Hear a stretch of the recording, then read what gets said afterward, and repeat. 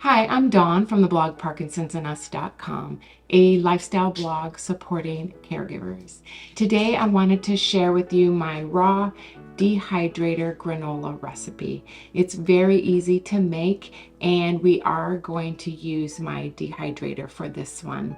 Now, I am not a pure raw foodist, but I do like to incorporate raw food recipes into my diet. And a really nice thing about incorporating raw foods into your routine is that you do eat a lot of fruits and vegetables. Now, this raw dehydrated granola is perfectly healthy.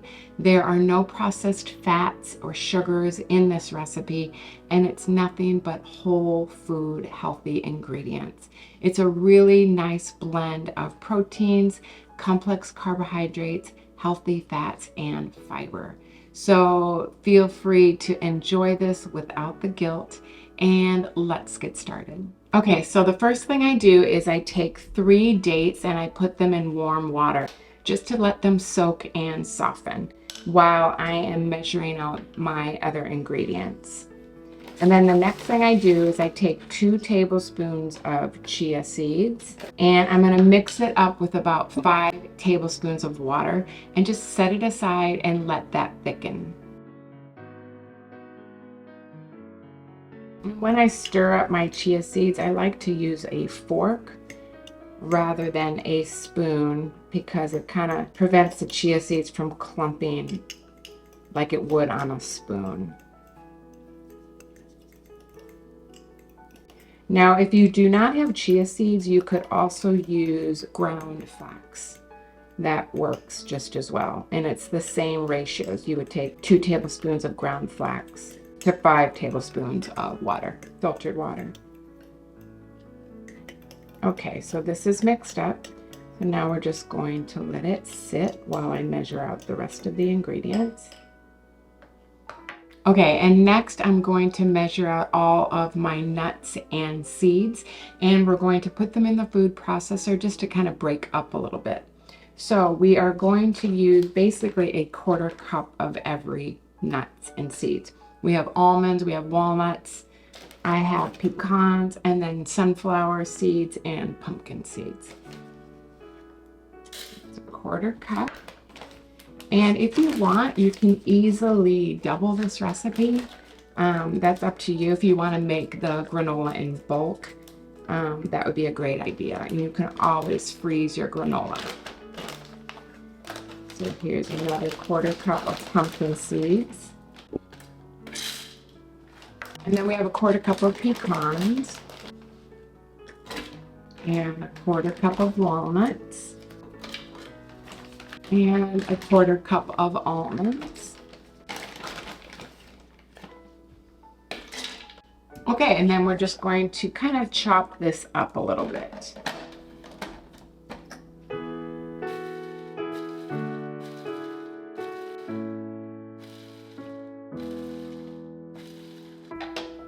Okay, I'm not sure if you can see this. Can you see how it's chopped up? It's not super fine, just kind of medium. And then we're just going to pour this into a large bowl. Okay, and next we're going to measure out 2 cups of rolled oats.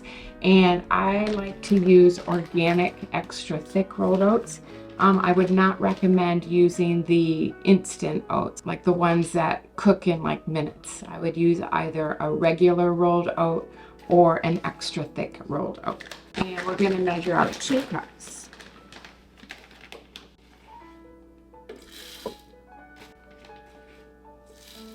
Okay, and again, we're going to just blend it up.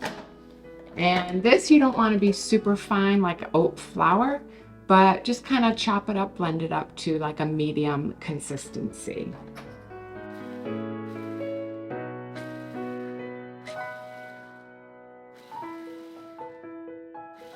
So this is what it looks like. Just kind of a medium consistency. And then you're going to pour this into your bowl. Just kind of stir everything around. And And now we're going to blend up our wet ingredients. So we're going to mix up our dates, our chia seeds, and a little bit of vanilla and some maple syrup. So we're going to put all of that in the blender.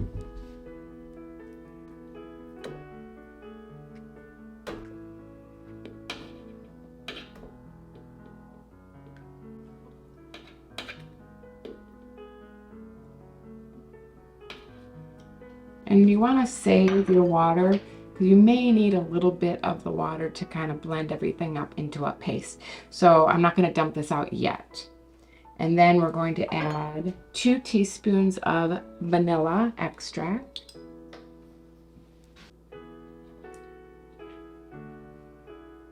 And then we're going to measure out 1/4 cup of pure maple syrup.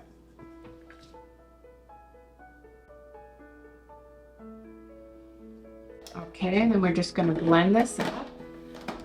Start out nice and slow.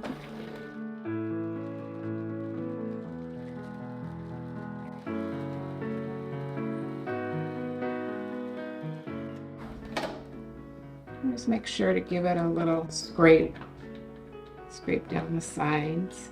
And you want to blend this up till it's nice and creamy, like a date maple syrup paste.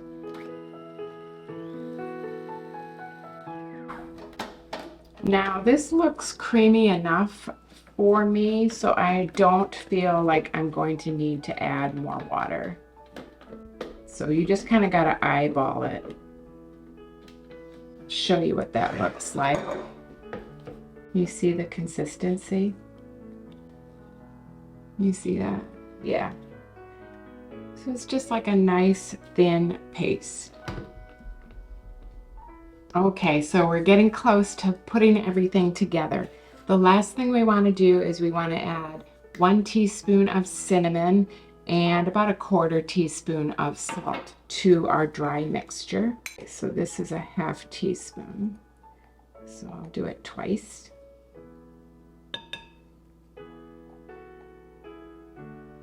And then just about 1/4 teaspoon of some salt.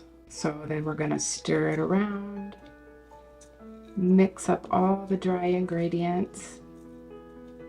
Nothing but healthy ingredients. There's walnuts, pecans, almonds, oats, pumpkin seeds, sunflower seeds. Nothing bad at all. Perfectly healthy. And then we're just going to add the paste.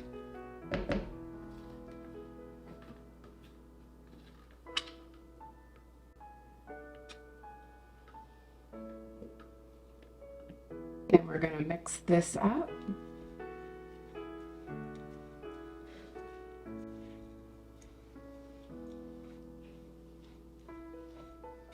Ooh, it smells so good. Just take your time with it. You want to make sure every piece of oatmeal and nut and seed gets a little bit of love with the date paste. You want it all evenly blended.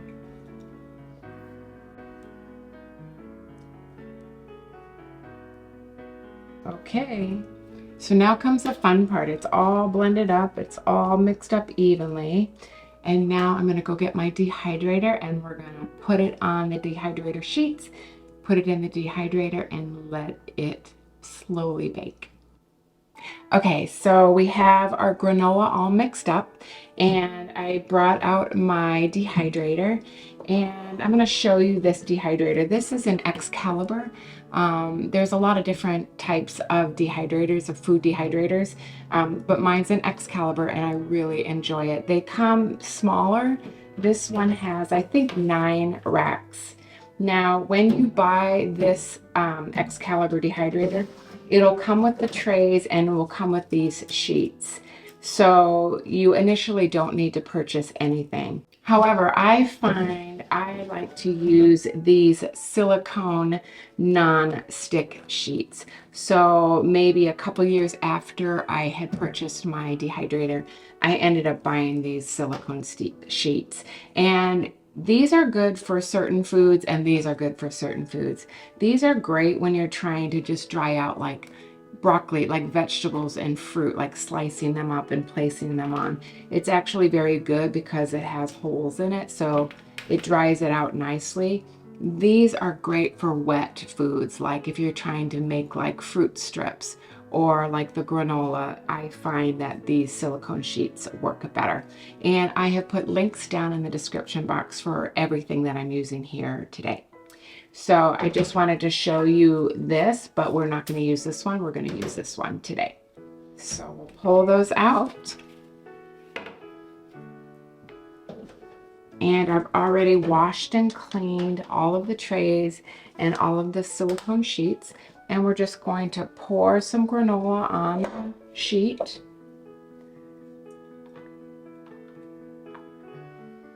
We just want to spread it out pretty thin because you want, the whole idea is for it to dry out. And since I have so many trays, I am not going to worry about filling up the tray completely because I'll just make a bunch of trays that aren't 100% full. But if you have a smaller dehydrator, go ahead and just fill up the entire tray. Okay, and then we're going to put this in.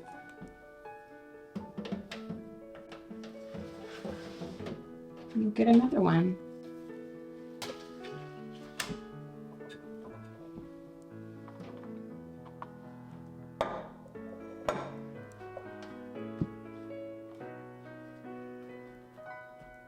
Just break it up, spread it out. It's tempting just to eat it raw, and there's no reason why you can't, but the granola tastes so good when it's all warm and dry and cooked through. And the thinner you make it on the trays, the quicker it'll dry out. If you keep it too thick, it'll take longer to dry out. As it is, it already takes about 24 to 48 hours to dry in the dehydrator. So you really want to make sure it's thin, because I don't want to wait longer than 2 days to eat this delicious granola. There we go. Last one. Oopsie. Let's put it in. Okay. So we have our trays in. I took out the trays that I wasn't using, and then all we do is just put the cover on. And we are going to set the temperature to 120 degrees Fahrenheit. And we're going to set the timer for 24 hours. Now, this dehydrator has a timer, and it actually has it for like 32 hours or 30 hours, but not all dehydrators do have timers. So if you are going to buy a food dehydrator, I would recommend one with a timer. It really helps. It saves a lot of just thought process. So I'm going to set it for 24 hours, and then after a day, I will check on the granola and see if it's done. It probably will not be done, but it might be because there aren't a lot of trays in here.